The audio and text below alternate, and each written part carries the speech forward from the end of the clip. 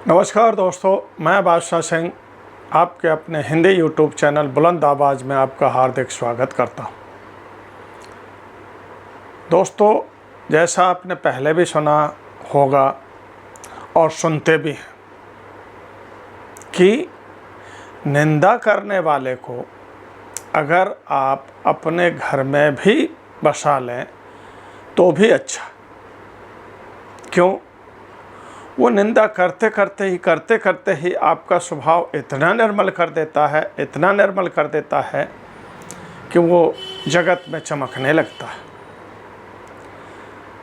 इसीलिए महापुरुषों ने कहा है कि वास्तव में कि उस निंदा करने वाले को जो आपका शुभचिंतक नहीं निंदक है, जो आपका शुभचिंतक नहीं निंदक है, उसको अगर आप अपने आंगन में भी अगर बसा लें, अपने घर में भी बसा लें तो भी आपके फ़ायदेमंद ही है। क्यों? कि वो रात दिन आपकी निंदा करते आपका स्वभाव इतना निर्मल कर देता है कि वास्तव में कि जो दूसरे देखेंगे वो कहेंगे कि अरे ये तो आदमी ऐसा था ही नहीं, लेकिन फिर भी आप वैसे बन जाते हैं। और केवल किसकी वजह से? उस निंदा की वजह से जो रात दिन आपकी निंदा कर रहा है। तो दोस्तों, मेरा हमेशा की तरह आपसे आग्रह है कि जो लोग चैनल पर नए हैं उस चैनल को सब्सक्राइब ज़रूर कर लें और बेल आइकन का दबाना ना भूलें, ताकि जब भी मैं आपसे ज़िंदगी के जुड़े हुए, आपकी ज़िंदगी से जुड़े हुए जब भी ऐसे मार्मिक वीडियो अपलोड करूं तो सबसे पहले नोटिफिकेशन आपके पास में पहुंचे। और दोस्तों, ये बात तो जग जाहिर है कि सब्सक्राइब करने का कोई पैसा नहीं लगता। हाँ, लेकिन ये बात ज़रूर है कि आपके एक सब्सक्रिप्शन से हमें वो उतना मोटिवेशन मिलता है, इतना मिलता है कि हम नई ऊर्जा के साथ आपसे जुड़े हुए ऐसे मार्मिक वीडियो फिर बड़े उत्साह से बनाते और आप तक पहुंचाते हैं। तो दोस्तों, वीडियो में आगे चलते हैं कि संत महापुरुषों ने कहा है कि निंदक नेरे राखिए आंगन कुटी छवाए और बिन पानी साबुन बिना निर्मल करे सुभाए। इसके लिए एक दृष्टांत आता है दोस्तों कि एक राजा थे और उस राजा के गुरु थे वशिष्ठ जी। उस राजा के गुरु थे वशिष्ठ जी। तो उस राजा को, और राजा तो आप लोग जानते ही हैं कि भाई जैसे आजकल की राजनीति है वैसे पहले के राजा हुआ करते थे कि उन्हें हर काम ऐसे करना पड़ता था, कभी खिलाफ जाना है, कभी फेवर में जाना है, कभी अच्छे काम करना है तो कभी गलत काम भी होते थे।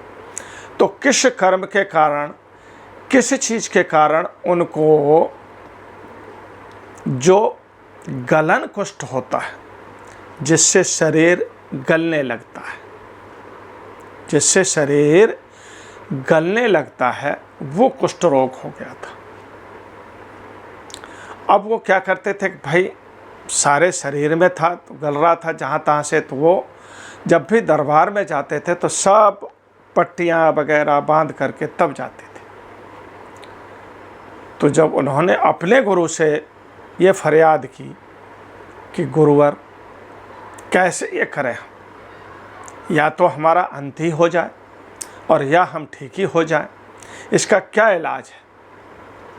तो आप विश्वास नहीं करेंगे गुरु वशिष्ठ जी ने क्या बोला कि राजा, ये आपके पाप कर्मों का फल है और इस कारण से इसमें दवा तो कोई लगेगी नहीं। हाँ, एक दवा जरूर लगेगी अगर वो आप कर सकें। और कर सकें क्या? कि जो भी राज्य की प्रजा है, अगर आपकी निंदा भूर निंदा करने लगे, आप ऐसा कर्म करें कि रात दिन आपकी निंदा में ये आपकी प्रजा डूब जाए, रात दिन आपकी निंदा करे, तो ये कुष्ठ रोग, गलन कुष्ठ रोग है, ये ठीक हो जाए। महाराज ऐसा मैं क्या कर्म करूं, गुरु ही बताते रास्ता। तो गुरु वशिष्ठ जी ने उनको क्या रास्ता बताया कि आपके भाई जो है युद्ध में मारे गए हैं और आपकी विधवा भाभी जो हैं वो दूसरे महल में रहती हैं, तो आप जो है संध्या के समय, रात्रि के समय 7 बजे से 8 बजे से 9 बजे तक 2 घंटे के लिए उन्हें रामायण का, श्रीमद् भगवत गीता का ही पाठ कराएं, उनको सुनाने जाएं और बस सुना करके चले आएं। इतना ही आपका काम है, बस और कुछ नहीं। इतना आप कर सकेंगे कि प्रभु जब आप, गुरु मेरी आज्ञा देता है तो गुरु के आज्ञा सिरोधार है, करूँगा क्यों नहीं। तो आप देखिए ये गुरु की आज्ञा थी, तो वो डेली 8 से, रोज़ाना 8 से और रात्रि के 10 बजे तक उनको गुरु के आज्ञा के अनुसार उन धर्मशास्त्रों का पाठ कराने जाते थे जो गुरु महाराज जी ने बताए थे।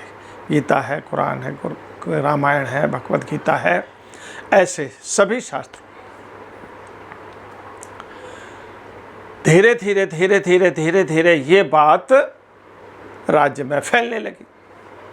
एक ने कही, दूसरे ने कही, तीसरे ने कही, तो अब ये कहें कि अरे कितना अच्छा राजा था, कितना धर्मात्मा था, लेकिन कर्म देखो, विधवा भाभी के पास रोज़ रात को जाता है, विधवा भाभी के पास रोज़ रात को जाता है। एक ने कहा, दूसरे ने सुना, दूसरे ने कहा, तीसरे ने सुना, तीसरे ने सुना, करते करते करते करते अब तो ये बात रात पूरे राज्य में फैल गई। अब उनकी पूरे राज्य की प्रजा तो थू थू करने लगे कि ऐसे राजा का तो धिक्कार है, ऐसे राजा के राज्य में रहना भी पाप है।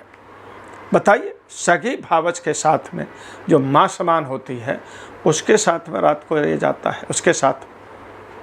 और ये तो गुरु महाराज जी क्या क्या थी और किसी को तो मालूम नहीं था।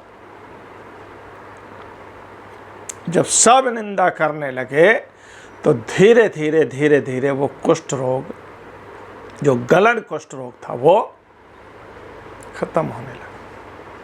खत्म होते होते होते होते होते केवल बस नाक में रह गया था और बाकी पूरा शरीर स्वस्थ हो गया।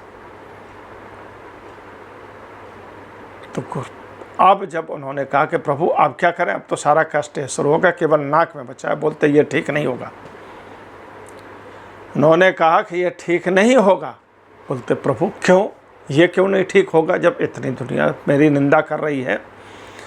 बोलते ये मेरे हिस्से का है, मैं निंदा कर नहीं सकता हूँ, क्योंकि मेरे को मालूम है कि आप किस लिए जाते हैं, तो मैं कैसे निंदा करूँ। तो ये इतना आपका कुष्ठ रोग बढ़ेगा नहीं, बट बना रहेगा।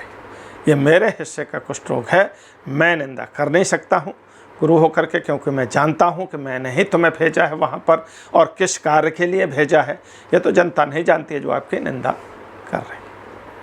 तो देखिए, जब निंदा करने से ऐसे ऐसे कुष्ठ रोग गुरु की आज्ञा से जब दूर हो सकते हैं, तो ये मन में जो लगा हुआ कुष्ठ रोग है, इसके लिए तो सब महापुरुषों ने कहा है कि निंदक नियरे राखिए आंगन कुटी छवाए, और बिन पानी साबुन बिना निर्मल करे शुभाए।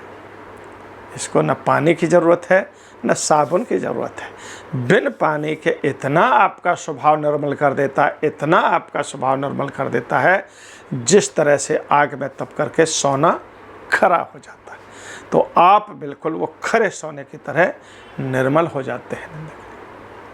इसलिए कहा था कि कभी कभी ऐसे कर्म भी शारीरिक रूप से बड़े लाभदायक होते हैं गुरु आज्ञा से। तो मेरा तो इतना ही कहना था दोस्तों। वीडियो अगर अच्छा लगा हो तो आप अपने दोस्तों के साथ शेयर करना ना भूलें, और आपका अंत तक देखने के लिए, वीडियो को अंत तक देखने के लिए बहुत बहुत शुक्रिया। जय हिंद, जय भारत।